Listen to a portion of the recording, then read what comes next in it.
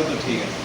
এবার হাইটটা বাড়ান, হাইটগুলো আমরা এখনো ফাইন্ড আউট করে বের করি নাই কি কারণে প্রবলেম হয়েছে। তবে স্টেপ ফাইল ঢোকানোর পরে বাউন্ডারি কস্টটা এক্সট্রা আসতেছে না, তো আমরা স্টেপ ফাইল দিয়ে কন্টিনিউ করব। এখন হাইটগুলো একটু বাড়ায় দেন তো, হ্যাঁ এক্স এর ভ্যালুগুলো একটু বাড়ায় দেন, সেক্ষেত্রে আসে না। এখন ঠিক আছে, এখন ঠিক আছে। এই যে আমি উল্টাই নিই, কারণ ওই যে ওই যে কিছুক্ষণ আগে ওই যে আমার ল্যাপটপে করে দেখছিলাম,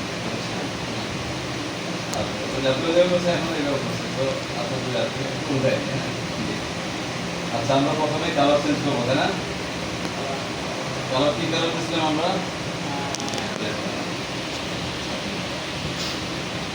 ঠিক আছে।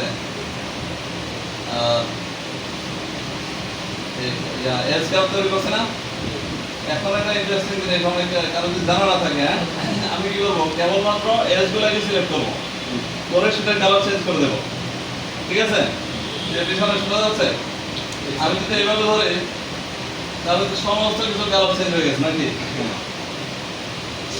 এখন কি করবো, আমি শুধুমাত্র এজ গুলাকে only wireframe, nothing else. Only যে ওয়্যারফ্রেম, তার মানে কেবলমাত্র ওয়্যারফ্রেম গুলো আমি সিলেক্ট করতে পারবো।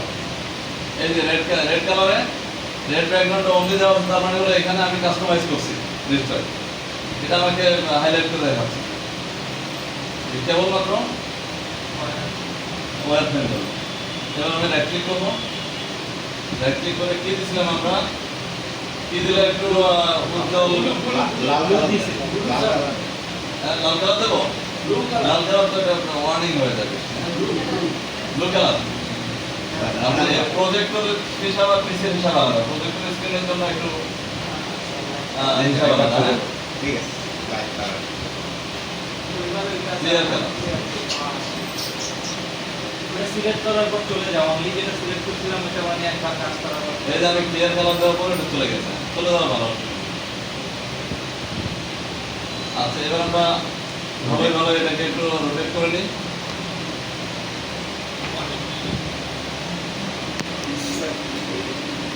ঠিক আছে,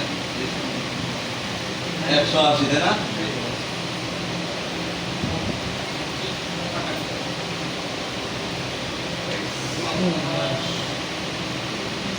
বুঝতেছেন? ঠিক আছে, এবার আমাদের ফাইনাল টেস্ট, মানে বাউন্ডিং বক্স আর ভিতরে থাকে না বাইরে থাকে, হ্যাঁ কি ডাইমেনশন। আচ্ছা, এক্সপান্ড করবো এখন। হ্যাঁ আমরা এই বক্সটা এক্সপান্ড করে আমাদের স্টকের সাইজে করে নিই। কত? 7.5 15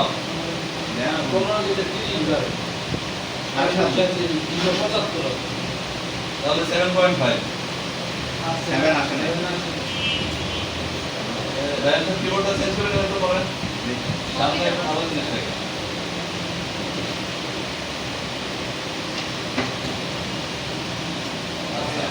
আমাদের এখানে একটা কাজ করি,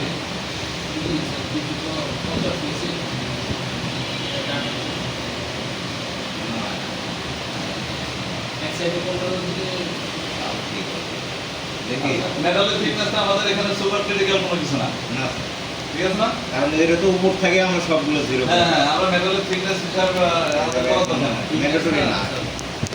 মানে আবার এটা বাউন্ডারি বক্স থেকে এখন 250 আছে এটা ম্যান্ডেটরি ঠিক আছে, কিন্তু তুমি তো মেটালের এক্ষেত্রে mandatory না। মানে ডেপথের বেলায় স্পেসিফিক কিছু ক্ষেত্রে আমাদের এই যে স্টকের ডেপথটা ঠিক করে দিতে হবে। ওইটা তো 2D অপারেশন হবে, এই জন্য মানে টুরের জন্য না, এখানে ডেপথটা আমরা চিন্তা করবো না। কেন? কারণ হলো এই যে বক্সটা তৈরি করছি, এটা ইউজ করে আমরা স্টক ডিফাইন করে দেবো পরে, বুঝা গেল? বা স্টক ডিফাইন করার সময় হাইটটা স্যার এখানে ম্যান্ডেটরি না। সরাসরি স্টক ডিফাইন করার সময় তার করা লাগে না, আমরা সেটাই করি। একই কাজ, মানে এই যে একই ধরনের সমস্ত অপশন হয় না মাত্র ক্যান্সেল করলাম, এই জন্য হয় না। হ্যাঁ, আমরা ম্যানেজ লিস্টে যাই, তারপরে এখানে কি মেশিন নেব, মিল 3 অ্যাক্সিস বিএনসি এমএম, ঠিক আছে। অ্যাড দেবো, অ্যাড দিলে এটা আমাদের লিস্টে চলে আসবে। এই যে মিল, এই যে লিস্টে চলে আসলো।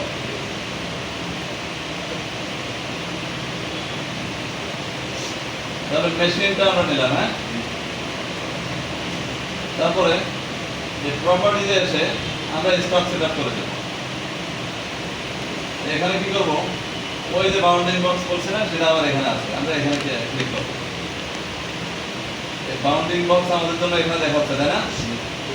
এখন আমরা কি করব, স্টক সেট আপ ওই যে ওখানে 7.5 দিছি, সেটা রিমেম্বার করছে আমাদের জন্য, এই জায়গায় আমাদেরকে দেখাচ্ছে এটা।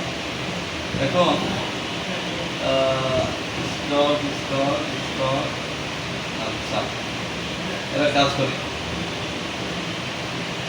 স্টকের টপটা আমাদের এই ফিনিশড যে জব, মানে এটা ফিনিশ করার পরে যে কাটাকাটি করতে এলেভেলে তো থাকবে নাকি, আমরা একটু উপর থেকে ফেস করে 2 মিলি বা 1 মিলি ফেস করে ভিতরে ঢুকবো। ভিতরে ঢুকার পর যে লেভেলটা থাকবে সেটা হলো আমাদের এই লেভেলটা। ক্লিয়ার? আচ্ছা, এখন 100% ক্লিয়ার না হলেও চলবে, মেশিনে যখন কাটবো তখন আরো অনেক ধরনের কোশ্চেন বের হবে।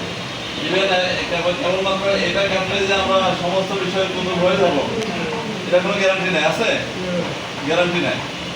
তো কোনো কিছু যদি আনক্লিয়ার থাকে এটা ফ্রাস্ট্রেশনের কোনো বিষয় না। আচ্ছা, আমি কি করবো, স্টকের টপটা আমাদের জবের টপে রাখবো। আর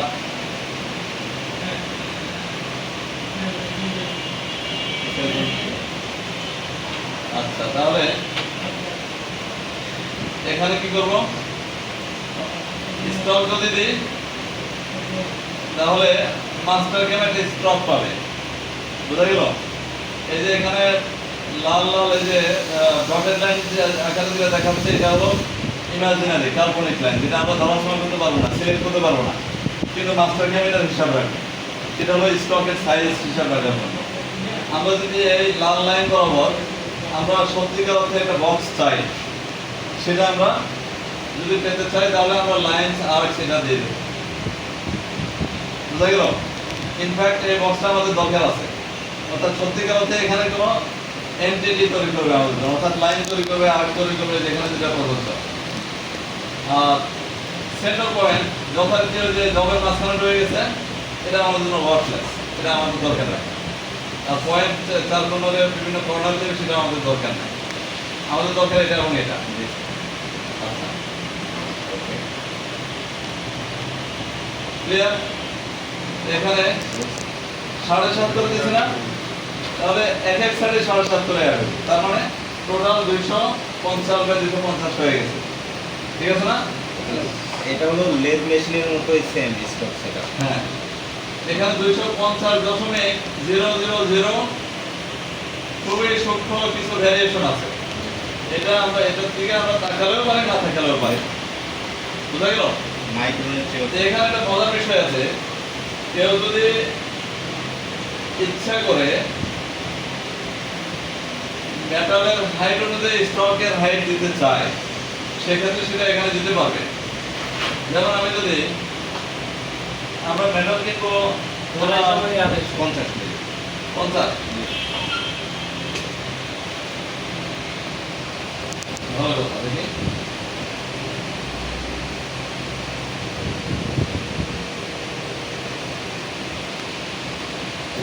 বটন কাভারের ওভারঅল হাইট কত আছে সেটা একটু দেখা লাগবে। হ্যাঁ, ইভ্যালুয়েট মেজার দেবো এখান থেকে টপ লাইন। এবার কোথায় দেবো, এখানে ধরবো না না, বলটা মাত্র বল্টু তো খুবই কথা আছে না? 52.43। নরমাল ডিসটেন্স কত? 43। এর কত দেখাচ্ছে এখানে? 49। 49.26। তার মানে হলো এটা 49 উপরে তো 52.14 নরমাল ডিসটেন্স মানে খাড়া মিনিমাম ডিসটেন্স যেটা। হ্যাঁ, তাহলে ডিজাইন যদি আমরা মডিফাই না করে থাকি, এই ডিজাইনের উপর যদি কাজ করতে হয়, 50 মিলিমিটার থিকনেসের মেটাল কিনতে গেলে একটু রিস্ক হয়ে যায়। জি বুঝা গেল? ফেসের ক্ষেত্রে যদি একটু মেটাল হ্যাঁ, ফেস করতে আমরা 2 কিলো এমনি এমনি পারি। ভালো দেখে মেটাল কিনলে দেখা যাচ্ছে ফেসে হাত মিলিয়ে ফেললে হয়ে যাবে। বাট আমরা সর্বোচ্চ চেষ্টা করবো একটু স্মুথ, একটু ফ্ল্যাট শেপের মেটাল কেনা। হ্যাঁ, ওরকমই হয় যেহেতু এগুলো ইম্পোর্ট করা অ্যালুমিনিয়াম। আচ্ছা, তাহলে 54 বা 56 কিংবা 58 মিলিমিটার থিকনেসের মেটাল পাওয়া যায়। আমরা যে কোনো একটা ওভার সাইজ থিকনেস আমরা ধরে নিচ্ছি। এটা কি করবো আমরা তাহলে একটু কার কার মনের শান্তির জন্য আর কি আমরা স্টকের হাইটটা আমরা এখানে ডিফাইন করবো। কত ধরলাম 54, বুঝা গেল? এখন কথা হলো ইন্টারেস্টিং বিষয় হলো 54টা কোন দিকে বাড়ছে? হ্যাঁ উপরের দিকে নিচের দিকে। হ্যাঁ বোঝা গেল? ডিপেন্ড করতেছে স্টকের অরিজিন কোথায় সেটার উপরে। স্টকের অরিজিনটা 000 তে আছে। আচ্ছা এখানে ওই অন্য সফটওয়্যার থেকে রিপোর্ট করে আমাদের মেজারমেন্টে একদম দশমিকের অনেক কয়েকটা স্টেপ পরে গল্পিল আছে আর কি, যদিও আমাদের অসুবিধা নাই। এই যে আমাদের মাস্টার ক্যামের 00 কোথায়, মাস্টার ক্যামের অরিজিন কোথায়, সেই অরিজিন থেকে নিচের দিকে 54 হয়ে গেছে।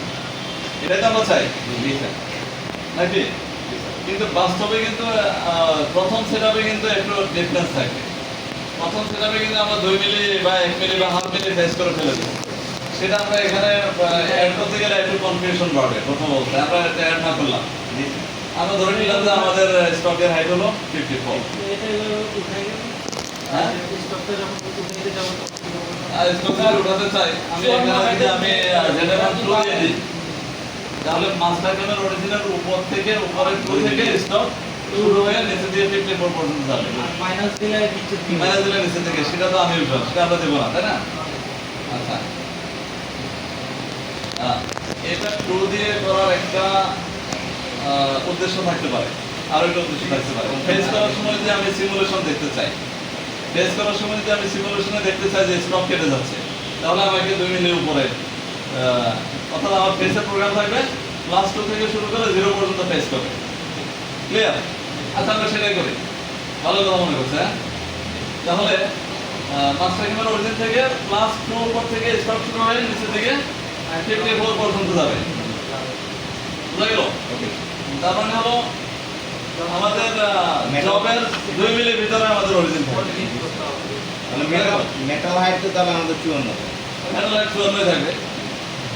আচ্ছা এটা যদি এদিক ওদিক করে করা যায়, বিভিন্ন ভাবে করা যায়, তাই না? আমি একটা কনসেপ্টে দেখাই। জি স্যার, এখানে জেড হাইটটা কোনো মুখ্য বিষয় না। হ্যাঁ কোনো মুখ্য বিষয় না। এখানে তো এভাবে করলাম ফেসের সিমুলেশনের সময় আমরা এটা দেখতে চাই যে কাটছে। জি আচ্ছা জানে কি হয়ে গেল দেখি হয়েছে স্যার, ওই যে লাল লাইন দিয়ে হয়েছে, ওই যে লাল লাইন দিয়ে হয়েছে। এই যে এটা হ্যাঁ লাল লাইন দিয়ে। এটা হলো আমাদের এই যে বাউন্ডিং বক্স আসছে, এটাও আসছে। বাউন্ডিং বক্সটাও আসছে, দুটাই আসছে। ওটা আমরা এখানে এটা ম্যাচ করে নাই কেন? এটা বাউন্ডিং বক্সটাও আসছে, সুবিলি হাইট দিয়ে মেটালের হাইট চুয়ান্ন না, সেটা আমরা অ্যাকচুয়ালি অরিজিন চেঞ্জ করে দিয়েছি। বুঝা গেল? আর 54 দিছি, তাই না? আচ্ছা ঠিক আছে, আমাদের এবার থাক। এটাও কোনো এগুলো হলো এবার আমরা একটা কাজ করি, আমি ফেস প্রোগ্রামটা একটু ব্যাখ্যা করে তারপর আমি দেখে নেবো। হ্যাঁ তারপর কি একদিনে সব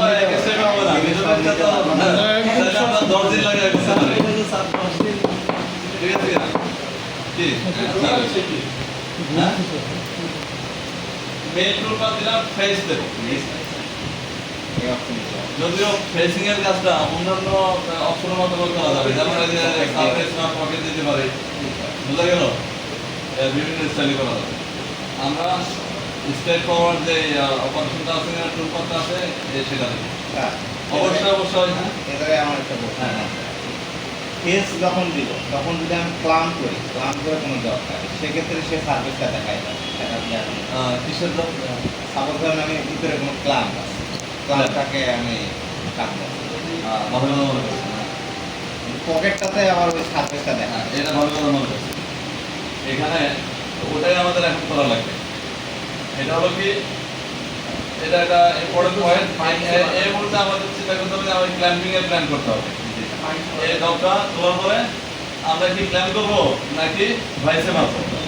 যদি আমরা ভাইসে বাঁধি তাহলে স্ট্রেট ফরওয়ার্ড ফেস প্রোগ্রাম আমরা এই ফেস প্রোগ্রামটা চালাই দিলে হবে, কারণ এটা একটা 2D রেক্ট্যাঙ্গুলার বাউন্ডারি ধরে উপর থেকে ছাঁটাই করবে। হ্যাঁ, আর যদি আমরা ভাইসে বাঁধি, এটা ভাইসে বাঁধা যাবে? আমাদের ভাইসের অবস্থা কি? এটা দেখতে হবে। মানে এইদিকে অনেকখানি হয় না। আচ্ছা, আমরা ক্লাম করে- ভাইসে বাঁধা যাবে, প্ল্যান দিয়ে এটা ধরে নিয়ে আমরা একটা ফেস প্রোগ্রাম করি। পাইছে তো স্যার আপনি ফেসটা দেখা দেন, তারপর আমি ক্লাম করে কেমনে করে হ্যাঁ, সেটা কারণ সেটা দেখাতে গেলে আরো কথা খরচ করা লাগবে। হ্যাঁ, সবসময় স্যার কিন্তু পাইছে এটা আবার ফেসটাও কিন্তু ইম্পর্টেন্ট। হ্যাঁ, আচ্ছা, এখানে শুরুতেই এটা সবাই খেয়াল করি, যে কোনো টুল পাথ শুরু করার আগে প্রথম স্টেপে আমাদেরকে কন্টেইনমেন্ট বাউন্ডারি দেখাতে বলে। কন্টেইনমেন্ট বাউন্ডারি অর্থাৎ কন্টেইনমেন্ট মানে কি? সীমাবদ্ধ করে রাখার যে বিষয়টা, আমরা একটা নির্দিষ্ট বাউন্ডারির ভিতরে টুলকে সীমাবদ্ধ করে রাখবো, এটা বোঝাচ্ছে আর কি। বোঝা গেল? এখন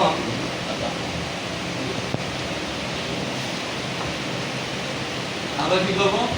কন্টেইনমেন্ট বাউন্ডারি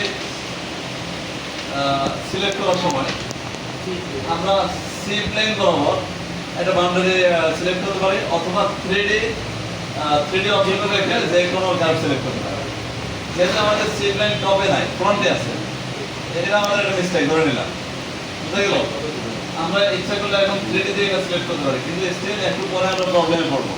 টুল পাথ আসবে ফ্রন্ট সাইড থেকে, মানে আজ ফ্রন্ট সাইড থেকে পাশ থেকে আমাদের অপারেশনটা হচ্ছে, সেটা তো আমাদের মেশিনে সাপোর্ট করবে না, করবে? তাহলে আমরা কি করবো? এটা একটু টপে সেট করা হবে। Top clear?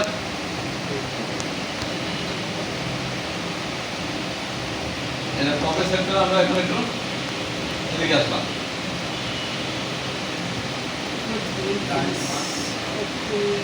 সেভ লাইন দিয়ে আমরা এটা সিলেক্ট করি। যদি একই প্লেন বরাবর একটা ক্লোজ একটা কন্ট্রোল পেয়ে যায়, পুরোটা একসাথে ধরে নেবে। আর যদি কনফিউশন থাকে মাস্টার গেমে, মানে চারপাশে ঘুরতে গিয়ে দেখে যে ওদিকে আরেকটা ব্রাঞ্চ আছে, ওখানে গিয়ে আমার জন্য থামবে, নেক্সট আইটেমটা আমাকে সিলেক্ট করার জন্য বলবে। ওকে, এবার কি করবো আমরা? টুল পাথ টাইম আমরা এখানে আমার জন্য বেসিক সিলেক্ট করা আছে, এটা আমরা চেঞ্জ করবো না। টুল স্যার কত টুল দিয়ে বেস করবেন? স্যার 50 ফেস মিল এটা placement 6 sir, corner radius 6 corner radius উপরে স্যার কর্নার আর ডায়ামিটার হলো 50 6 ডায়ামিটারটা স্যার এটা কিন্তু আমাদের জন্য সুইটেবল হবে না। যে স্ট্যান্ডার্ড ফেস মিল যেটা সেটা বোঝাচ্ছে। এই যে আমি যে এখানে ফেস সিলেক্ট করি, এই যে শেপটা দেখা যাচ্ছে, এটা আমরা নেব কি? আমার জানা মতে গোল মিল আমরা কি করবো? এখানে আমাদের এখানে যে কাটার আছে, যে 50 ডায়ামিটারের একটা ফেসিং করার জন্য একটা কাটার আছে, এটার সাথে মাস্টার ক্যামেরার সাথে ম্যাচ করার জন্য আমরা কি করবো? ক্রিয়েট নিউট্রাল দিব, গোল মিল দেব। গোল মিল মানে হলো যেটা কর্নারের রেডিয়াস আছে, এটাকে বলা হচ্ছে গোল মিল। বুঝা গেল? এই যে রেডিয়াস না, কর্নার রেডিয়াস, এটা রেডিয়াস কত? এটা 6 কর্নার রেডিয়াস 6 মানে হলো গোল মিলের চারপাশে যে টিপগুলো লাগানো আছে, এগুলো হলো 12 মিলিমিটার ডায়ামিটারের টিপ। তার মানে কর্নার রেডিয়াস হবে 6, আর কাটারের ওভারঅল ডায়ামিটার কত হবে? ওই যে ওই টিপসগুলো সহ এটা হলো 50 ডায়ামিটার। এটা 50 দিব, এটা 50 হয়ে গেছে। এটা দেখতে একটু খারাপ দেখায়, এই জন্য আমরা ওভারঅলটা লেন্থটা ধরলাম আমরা 150 দিয়ে দিলাম। হ্যাঁ, বুঝা গেল? তাহলে স্যার আমরা ফেস মিল সিলেক্ট করলাম না, গোল মিল দিয়ে গোল মিল দিয়ে শেপটা আসে। ফেস মিলের ক্ষেত্রে ওদের ট্যাপারটা থাকে, বুঝছো? যখন রাফ কাটতে যাবে না, আচ্ছা। রিসেট ট্যাপারটাও ধরে নেবে। এবার ফেসের ক্ষেত্রে কি হবে? এখানে কিছু বিষয় আছে,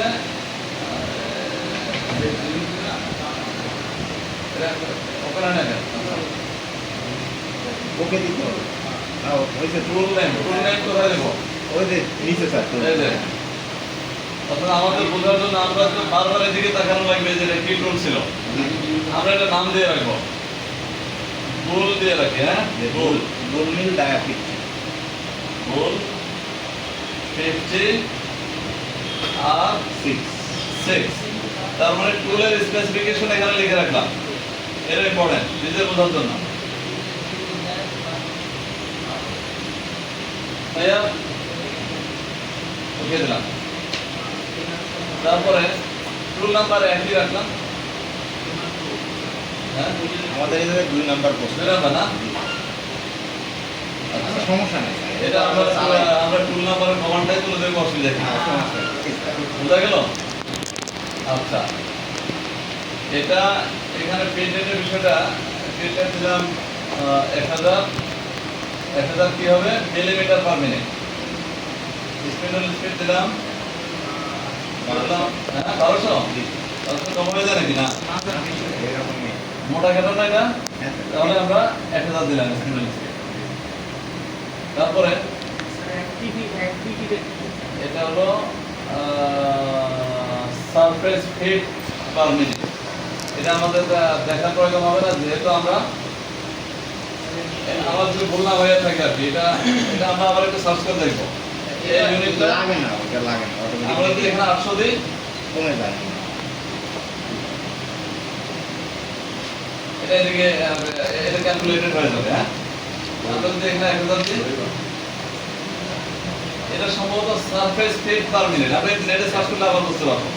তো কিন্তু সেটা একটা সার্চ করে দেখো, কিন্তু সেটা আমাদের লাগবে না, যেহেতু আমরা ইম্পেরিয়াল সিস্টেমে কাজ করবো না, আমরা করবো মিলিমিটার মাপে নাকি। এই জন্য আমরা এটা হলো এডিশনাল একটা ইউনিট দিয়ে রাখলো যাদের দরকার বোঝার জন্য আর কি। ফিট পার টুল নাকি? আচ্ছা তাহলে হ্যাঁ তাহলে ঠিক আছে, ফিট পার টুল। আর এটা হলো কাটিং স্পিড। স্যার এটা কি স্যার প্রতিটা দাঁত কতটুকু ফিট পাবো এটা নাকি স্যার কাটারের এখানে একটা বিষয় আছে, আমি দেখাই যে এখানে কয়টা ফ্লুট আছে। ফ্লুটের এটা কোথায় আছে, নাম্বার অফ ফ্লুট ওই যে নাম্বার অফ প্লেট নিচে স্যার, আর চারটা নিচে, আরেকটা নিচে আছে। আর আমাদের ওখানে কয়টা, চারটা চারটা টিপস, মানে হলো চারটা ফ্লুট, মানে এগুলো তো হলো টিপ, কিন্তু যদি এয়া কাটা যদি সলিড ফ্লুট হয়ে থাকে মানে একই কথা তো। এটা তো ইনসার্ট Insert। আমাদের এটাতে মানে এগুলো ফ্লুটের কাটে। পরিবর্তে তো এখানে ইনসার্ট হলো, অর্থাৎ এদের কাজ হলো কাটা, ঠিক আছে। এখন এই ফ্লুটের সংখ্যা যদি বেশি হয়, প্রতি ফ্লুটের জন্য কত ফিট যাচ্ছে সেটা, ফ্লুটের নাম্বার যদি বেশি হয়, ফ্লুটে যদি 4টা থেকে 8টা হয়, তাহলে এটা হয়ে যাবে অর্ধেক। স্যার এইটাই স্যার রেসপেক্টিং দা টিপ ফ্লোট পার টু হ্যাঁ এটা হলো ফিট পার ফ্লুট, অর্থাৎ প্রত্যেকটা ফ্লুটের জন্য কতটুকু কত ফিট শেয়ার হচ্ছে, বুঝা গেল? তাই এটা দ্বারা ইনডিরেক্টলি প্রত্যেকটা ফ্লুটের উপরে লোড কতখানি পড়তে থাকে, মানে কাটাকাটির যে লোডটা সেটা ফিট হিসেবে এখানে থাকে। আর কাটিং স্পিডটা হলো এটা লেথ থেকে আমরা কাজ করে আসছি না,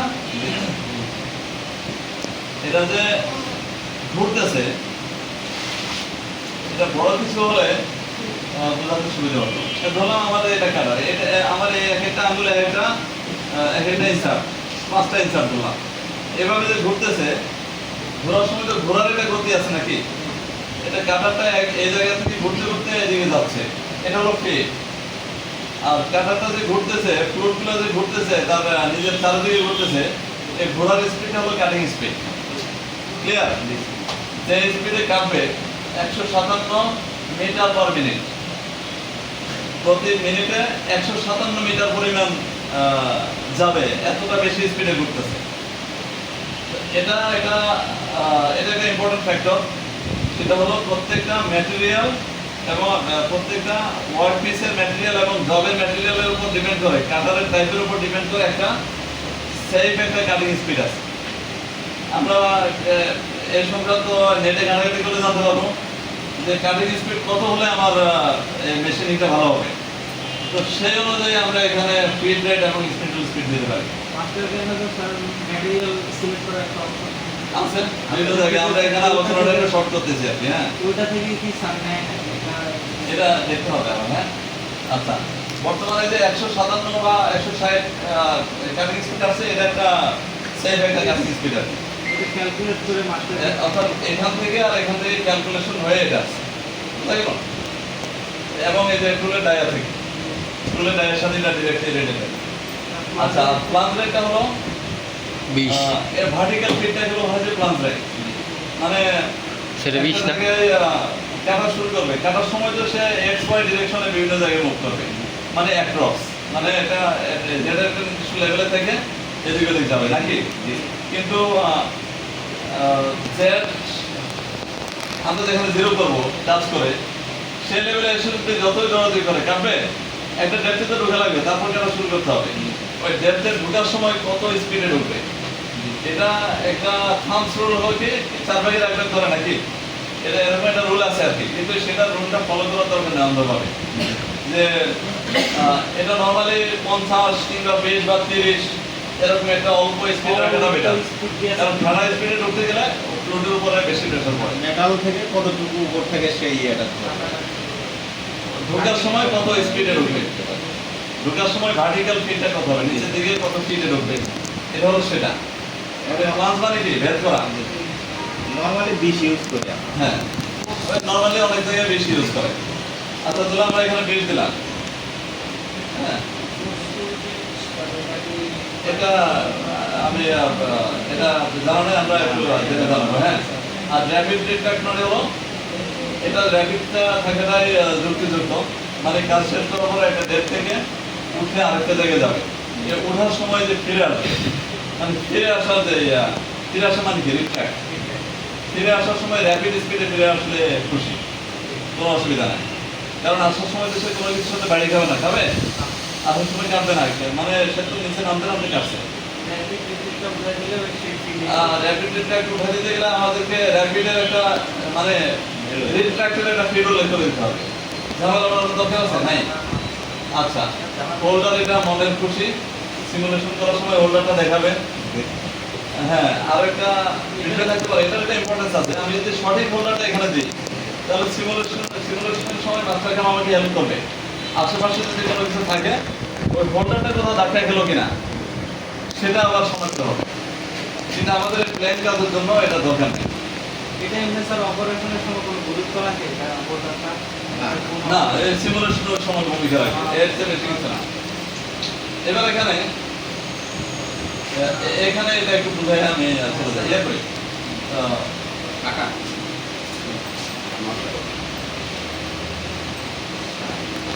আচ্ছা ধরলাম এটাই আমাদের মেটাল, তাই না? এটা হলো আমাদের এই যে 50 ডায়ামিটারের যে কাটারটা। এখন আমরা কন্টেইনমেন্ট বাউন্ডারি দিলাম এটা, তাই না? ধরলাম এটাই আমাদের কন্টেইনমেন্ট বাউন্ডারি।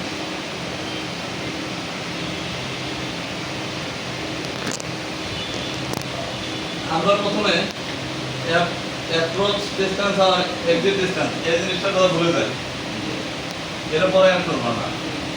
অ্যাপ্রোচ ওভারল্যাপ আর অ্যালাউন ওভারল্যাপ, এখানে দেখা যাচ্ছে যে কাটার এদিক থেকে যাত্রা শুরু করে এদিকে যাচ্ছে, আবার এদিকে যাচ্ছে, তারপরে এদিকে যাচ্ছে, এদিকে যাচ্ছে, এদিকে যাচ্ছে, তারপরে এখানে গিয়ে শেষ করবো। তো কয়টা পাস দিল? একটা, দুইটা, তিনটা, চারটা। আচ্ছা,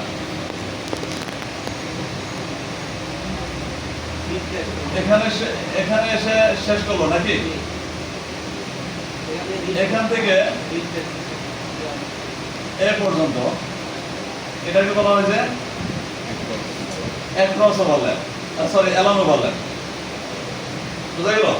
অ্যালাউন মানে কি? যেদিকে যাচ্ছে সেদিকে, অ্যালাউন মানে বরাবর, যেদিকে কাঁথার মুভমেন্ট সে বরাবর কোন ডিসটেন্স হিসাব করতে এখানে অ্যালাউন কাঁথার ব্যবহার করা হয়। সেটা দেখাবো এই যে, তাহলে জবের বাউন্ডারি শেষ হয়ে এই কাঁথারের ফ্লোট কত পর্যন্ত আসবে, এটা হবে এই একটা ডিসটেন্সটুকু হলো অ্যালাউন ওভারল্যাপ। এই পাশ থেকে বের হবে যতটুকু, এই পাশেও ঠিক ততটুকু, এই পাশেও ঠিক ততটুকু বের হবে, এটা একটা সমান। বুঝা গেল? তার মানে হলো কাঁটারটা থাকবে এইভাবে আর কি, অর্থাৎ কাঁটার জবের বাইরে কতটুকু পর্যন্ত আসবে।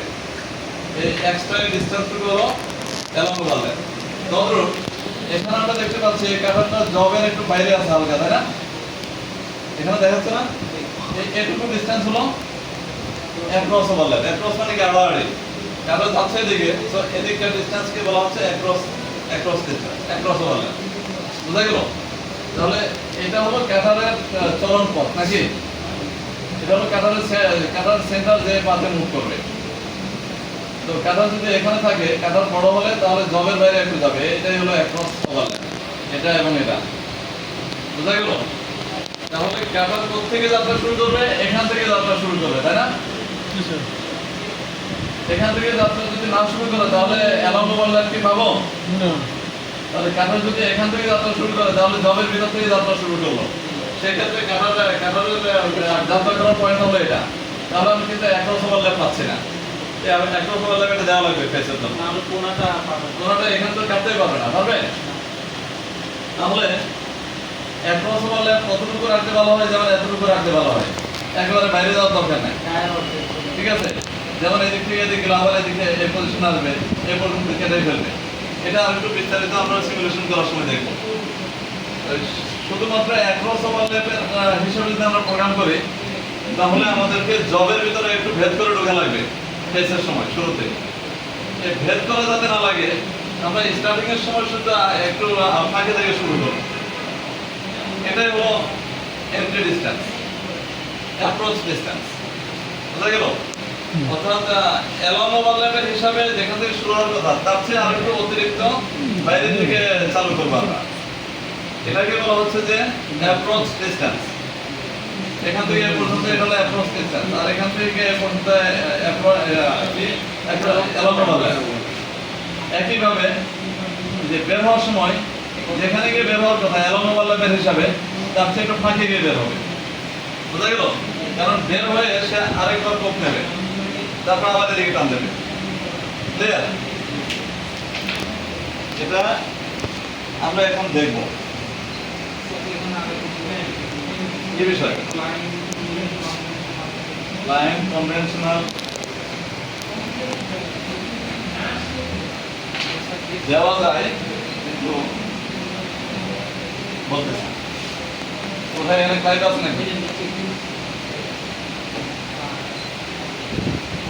আচ্ছা, ওটা দেখতেছি। মানে বিস্তারিত আলোচনা করতে সময় হবে না। এখানে যদি আমরা ফেস প্রোগ্রামটা কমপ্লিট করি, যাওয়ার পথে ক্লাইম্ব হলে আবার ফিরে আসার পথে আবার কনভেনশনাল হয়ে যাবে। ক্লাইম্ব আর কনভেনশনালের বিষয়টা কি? যেমন এই যে এখানে আমি দেখাই, এখানে ধরলাম এটা আমাদের আনকাট একটা সারফেস, এই বরাবর কাটারটা একটু ঢুকে এইভাবে ঘুরতে শুরু করলো আর এইভাবে যাওয়া শুরু করলো নাকি? তাহলে তাহলে এটাকে বলা হয় যে ক্লাইম্ব কাটিং। এটাকে বলা হয় যে ক্লাইম্ব মিলিং অথবা আপ মিলিং বুঝা গেল? আচ্ছা, এখানে আপ মিলিং ডাউন মিলিং না বলে ক্লাইম্ব মিলিং বলতেছে আর কনভেনশনাল মিলিং বলতেছে। এখানে যে ছবিটা যাচ্ছে এটাই হলো ক্লাইম্ব মিলিং। অ্যাকচুয়ালি যাওয়ার সময় মানে যে মাটি কাটার সময় কোদাল মারা গেলে দেখছি আমরা,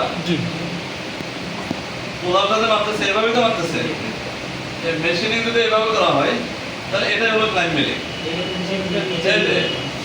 চিপটা কিন্তু এভাবে আছে, কিন্তু হ্যাঁ এভাবে আছে, এভাবে যদি ঘুরে তাহলে স্টক কোন পাশে? এই পাশে স্টক নাকি এই পাশে স্টক? কাটা তো যাচ্ছে কিন্তু এই পাশে। তাহলে স্টকটা যে কাটতেছে কোদাল মারার মতো কাটতেছে কিনা, যদি তা হয়ে থাকে বোঝার জন্য বললাম, সেটা হলো ক্লাইম্ব মিলিং।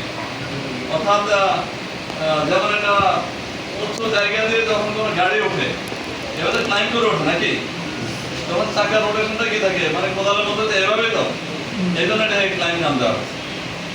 তো আমরা যদি ক্লাইম্ব স্টাইলে কাটিং চাই তাহলে ওখানে এটা দিতে হবে আর কি। কিন্তু এখানে ব্যাপার আছে, যাওয়ার সময় ক্লাইম্ব বলে আসার সময় আবার কনভেনশনাল হয়ে যাবে।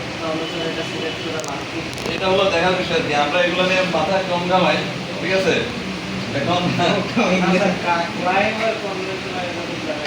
এটা এটা কিছু কিছু ক্ষেত্রে এটা সিগনিফিকেন্স আছে, সত্যিকার অর্থে আছে।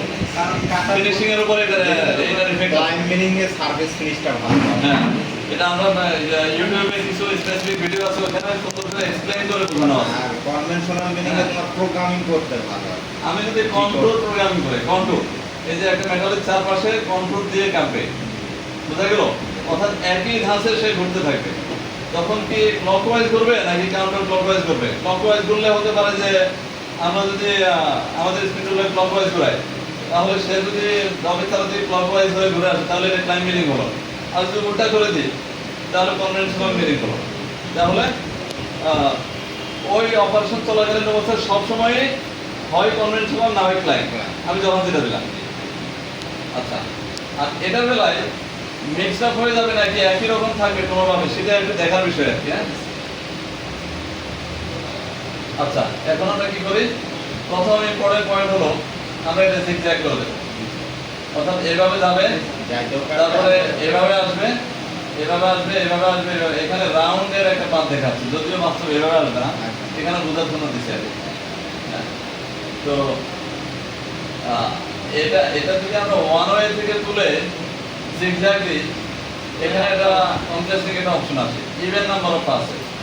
যারা যদি স্পেশাল কোনো রিকোয়ারমেন্ট থাকে যে না, যে পাশ থেকে কাজ করা শুরু করছে ফিরে এসে প্রত্যেকটা সাইকেল, প্রত্যেকটা পাস শেষ হওয়ার পর ওই পাশেই শেষ হোক, তাহলে আমরা ইভেন নাম্বার অফ পাস দেবো। তার মানে কি 1 2 3 4। ইভেন নাম্বার মানে কি? জোড় সংখ্যা, জোড় সংখ্যক পাস দেবে। তো এটা আমার দরকার কি? লাগলে দেবো, না লাগলে না দেবো। এটা দিলে একটা হ্যান্সেল আছে, ঠিক আছে? এটা দিলে ক্ষেত্র বিশেষে আমার আমি টাইম সেট করতে পারবো। এটা দিলে ক্ষেত্র বিশেষে আমার দরকার হচ্ছে একটা পাস বেশি হবে।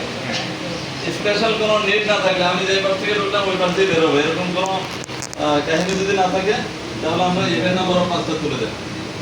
আচ্ছা, আমি তাহলে অ্যাপ্রোচ ডিসটেন্সটা আমি 0 করে দিই। আমি যেভাবে বোর্ডে বোঝাইছিলাম, এটা 50% দিয়ে, এটাও 50% দিই। জিনিসটা যে কি ব্যাখ্যা দিচ্ছি সেটা তথ্য বোঝানোর জন্য। আচ্ছা, একটু পরে আমরা আবার এখানে ফিরে আসি। ডেপথ কাট মানে হলো মাল্টিপল পাসে যদি কাটে, একবারে আমি 2 মিলি ফেস করবো নাকি পাশে মানে 0.5 মিলিমিটার করে দেবো, তাই না? তাহলে মাল্টিপল পাসে যদি করতে চাই সেটা দেবো। আপাতত এক পাস রাখি, তো একটু পরে আবার চেঞ্জ করে দেবো। এখানে কিছু না দেওয়া মানে হলো মানে একবারে হ্যাঁ, যে ডেপথে গিয়ে যাওয়া দরকার সেই ডেপথে গিয়ে একবারে কাজ শেষ করে দেবে। কোন ডেপথে গিয়ে কাজ করা দরকার সেটা পরে পেয়ে যাবে। লিঙ্কিং প্যারামিটার সবাই খেয়াল করি। এখানে এই ডেপথ অ্যাবসলিউট মানে একদম মানে 0 থেকে মাস্টার কেনার অরিজিন থেকে একটা ফিক্সড একটা ভ্যালুয়েশন করবে, দিস ইজ কল্ড অ্যাবসলিউট। বুঝা গেল? অ্যাবসলিউট শর্ট আমাদের সিএনসি প্রোগ্রামে যেরকম অ্যাবসলিউট বলতে বোঝানো হয় যে আমাদের সেট করা অরিজিন থেকে হিসাব করে, তাই না? তাহলে অ্যাবসলিউট 0। আমাদের স্টকটা 0 থেকে 2 মিলিমিটার উপরে আছে, তাহলে আমরা চাই যে ফেস করতে করতে 0 লেভেল পর্যন্ত পৌঁছায়, ঠিক আছে? তারপরে এখানে ধপাস করে 0 লেভেল পর্যন্ত গিয়ে কাজ শুরু করে দেবে। আচ্ছা, টপ অফ স্টক হলো আমাদের এক্ষেত্রে 2। আমরা কিন্তু এখানে দিতে হয় না, অটোমেটিক নিয়ে নিচ্ছে, যেহেতু আমরা আগে স্টকটাকে মানে +2 পর্যন্ত রাখি। মানে হলো এই টপ অফ স্টক যত থাকবে তত থেকে ফেসের ক্যালকুলেশন শুরু হবে। তারপরে ফিড লাইনটা হলো এক্ষেত্রে আমাদের একেবারে কাজে আসবে না যদি না আমরা মেটালের ভিতর প্লাঞ্জ করি। মেটালের ভিতরে আমরা প্লাঞ্জ করি তাহলে ফিড লাইনটা এখানে পজিশন দিতে হবে, যেমন ইনক্রিমেন্টাল 0.5 দিতে পারি বা 1 দিতে পারি। বেশি দিলে সময় বেশি নষ্ট হবে, কম দিলে সময় বাঁচবে, কিন্তু কম দেওয়ার বেলায় পজিশনে দিতে হবে। তারপরে এখানে আমরা একেবারে 0 রাখি। ফিড লাইন ইনক্রিমেন্টাল 0 মানে হলো এখানে অ্যাবসলিউট ইনক্রিমেন্ট মানে হলো কি? আচ্ছা, এখানে একটু শর্টকাটে বোঝাই দিই। যেমন কাটার নামবে ফেস করার জন্য ধরলাম আমার এটা হলো আমার মেটাল, হ্যাঁ, সাইড থেকে দেখতেছি এই লেভেলে কাটার নেমে এদিকে ধামাস করে ফেস করবে। এখন যে ডেপথ পর্যন্ত নামবে ওই ডেপথে কি সরাসরি র্যাপিডে নেমে যাবে, নাকি টার্গেট ডেপথ আসার আগে লেটস সে 2 মিলিমিটার একটু উপরে থাকবে সে স্লো করবে? ওটাই হলো প্লান স্পিড বা প্লান রাইট। বুঝা গেল? টার্গেট ডেপথে প্লান স্পিড প্লান রাইট একই কথা। তাহলে টার্গেট ডেপথে যাওয়ার কিছু দূর আগে সে সেফটির জন্য যাতে করে স্টকের সাথে বাড়ি না খায় একটু ধীরে ধীরে নামবে, যেটাকে প্লান রেট বলা হচ্ছে। তাহলে প্লান রেটটা টার্গেট ডেপথের কত আগে থেকে শুরু হবে, এটাকে বলা হচ্ছে ফিড প্লেন। তার মানে এই ভার্টিক্যাল ফিডটা, খাড়া ফিডটা কত আগে থেকে শুরু হবে, এটাকে বলা হচ্ছে ফিড প্লেনের লেভেল আপ। তাহলে যদি এখানে ইনক্রিমেন্টাল 5 দিয়ে দিই, তার মানে হলো যেখানে যাবে তার থেকে 5 উপরে। আর যদি অ্যাবসলিউট 5 দিয়ে দিই, তাহলে কোথায় যাবে সেটার সাথে হিসাব করো না, অলওয়েজ +5 থেকে সে স্লো করা শুরু করবে। সেটা তো অসুবিধা না। আমি ধরলাম -10 এ যাবো, z -10 এ। -10 এ যাওয়ার জন্য আমি -8 থেকে একটু স্লো করতে পারি, কিন্তু -10 এ যাওয়ার জন্য যদি আমি +5 থেকে স্লো করা শুরু করি, তাহলে আমার প্রোগ্রাম সারাদিনও শেষ হবে না, হবে? আচ্ছা, ইনক্রিমেন্টাল মানে হলো আমি যেখানে যাবো এখান থেকে সেখান থেকে। আর এটার সাথে মাঝখানে এনসি কোডের ইনক্রিমেন্টাল হিসাব করলে চলবে না। এনসি কোডে যে 91 দিয়ে যে ইনক্রিমেন্টাল পজিশন নিয়ে উল্লেখ করা হয়, সেটা হলো যেখানে আছে এখান থেকে। আর এটা বেলায় বোঝার জন্য বলতেছি যেখানে যাব সেখান থেকে কত উপরে, এটা হলো ইনক্রিমেন্টাল। আমরা ইনক্রিমেন্টাল 0 দেবো, কারণ হলো আমরা অ্যাকচুয়ালি আগে থেকে স্লো করতে চাই না, কারণ আমরা জবের বাইরে গিয়ে পজিশন নেব, যেখানে যাবে সেখানে ফাঁকা শূন্য, তার মানে আমাদের আগে থেকে থামার প্রয়োজন আছে নাই। তাহলে ইনক্রিমেন্টাল আমরা 0 দেবো এটাকে। আর ডিফেক্ট হলো এটা ইনক্রিমেন্টাল দেওয়া যায়, অ্যাবসলিউট দেওয়া যায়, ক্ষেত্র বিশেষে আর কি। আপাতত এটা কাজ করতে করতে অভিজ্ঞতা হবে, আপাতত 10 দিয়ে দিলাম। আচ্ছা, কম করে, হ্যাঁ, এটা এখানে কাজ শেষ। এটা বোঝা গেল এখানে ইম্পর্টেন্ট হলো কত ডেপথে গিয়ে কাটবে।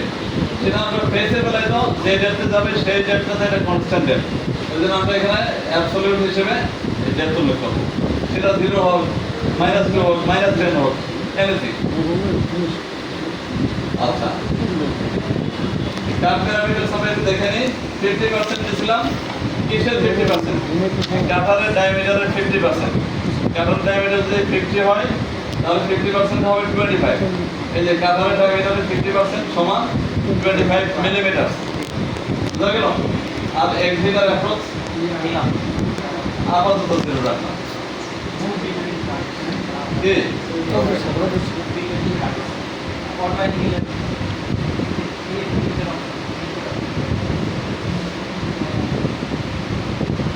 আচ্ছা, দেখি এটা কি আছে। লাগে না। আচ্ছা, এবার আমরা একটু দেখি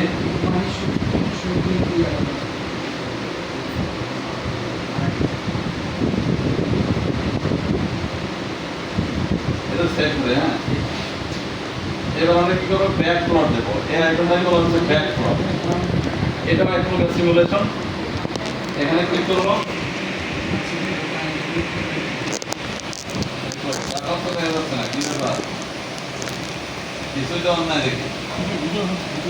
এই যে কাটার অন করলাম, হ্যাঁ, এই যে কাটার, হ্যাঁ, দেখা যাচ্ছে?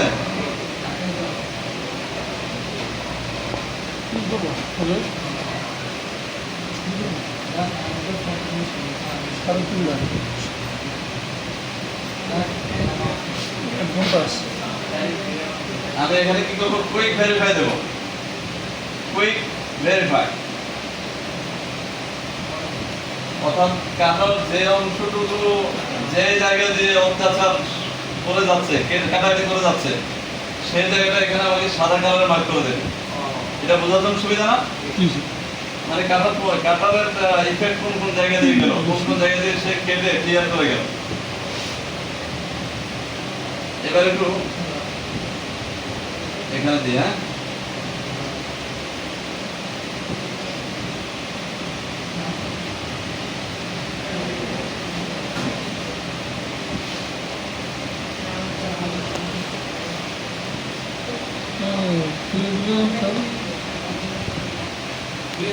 এই যে একটু দেখি। হ্যাঁ, এটা হলো এনসি কোডের একটা লাইন। অর্থাৎ এখান থেকে এ পর্যন্ত যেটা দেখাচ্ছে এটা হলো এনসি কোডের একটা লাইন হবে, অর্থাৎ সে এই পয়েন্ট থেকে এই পয়েন্টে যাচ্ছে, কিন্তু একটা লাইন তো এনসি কোডের একটা লাইন, কিন্তু এই মাস দিয়ে এই মাসে যাওয়ার জন্য মেশিনের একটু সময় লাগবে কাটারের, এই জন্য স্পোর্টসে দেখাচ্ছে এখানে।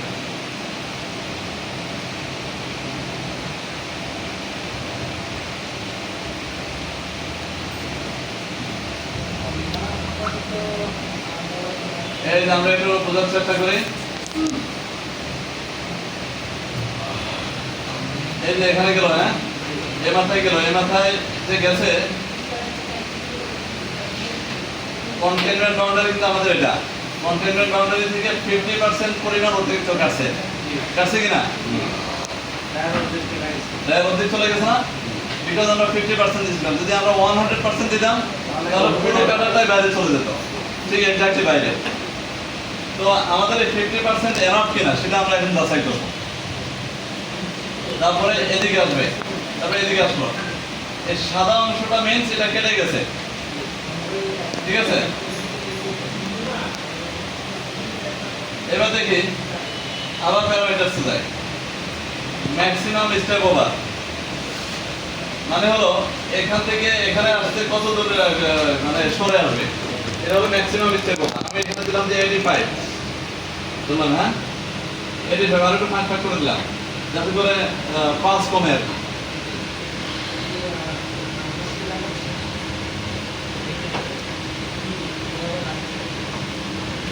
এবার আমি একটু আবার সিমুলেশন দেখি,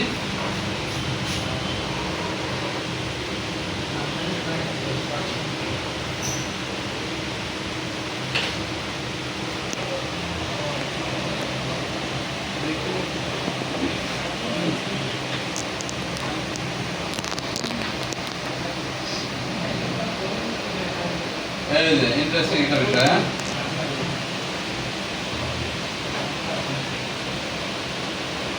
এখান থেকে শুরু করলো, তারপরে এদিকে গেল নাকি, আবার একটু এদিকে সরলো, আবার এদিকে আসলো, ঠিক আছে। এবার আবার এদিকে সরবে, আবার এদিকে গেলো, আবার এদিকে আসলো। এই যে আমরা কি দেখতে পাচ্ছি এখানে একটু কোনা রয়ে গেছে, এখন এটা আমার মেটালের বাইরে আছে, তাহলে কি অসুবিধা আছে? তাহলে স্টেপ ওভার আমি চাইলে আরো বাড়িয়ে দিতে পারবো। তবে এখানে বিষয় আছে,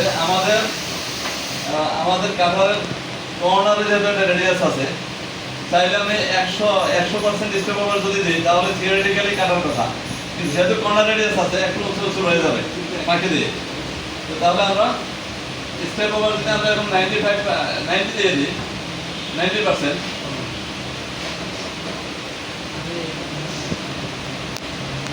তাহলে দেখি কি হচ্ছে।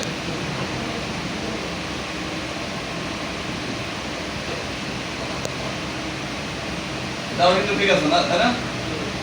আচ্ছা, তো তার মানে স্টেপ ওভারের ইয়েটা আমাদের ঠিক আছে। এখন কি করব, এই যে এখানে আমাদের এখান থেকে বাইরে কাটার কি দরকার আছে? এত বেশি কাটার কি দরকার আছে? আমাদের টিপসের রেডিয়াস কত? 6, অ্যাট লিস্ট 6 পরিমাণ বাইরে থাকলে যথেষ্ট, অ্যাট লিস্ট 6। তাহলে আমরা ধরলাম 10 বাইরে থাকবে, 50 কাটারের কত পার্সেন্ট 10 হবে? 20%, হ্যাঁ 20%, 50 কে 20% করলে তো 10 হয় নাকি? আচ্ছা দেখি 20% নাই কিনা, অ্যাক্রস ওভারল্যাপ দেবো, অ্যাক্রস ওভারল্যাপ 20%। স্যার ওইখানে ডায়ামিটার লিখে দিলেই তো হয়, পাশে এখানে আর লিখে দিলে হবে, এই যে ক্লিয়ার।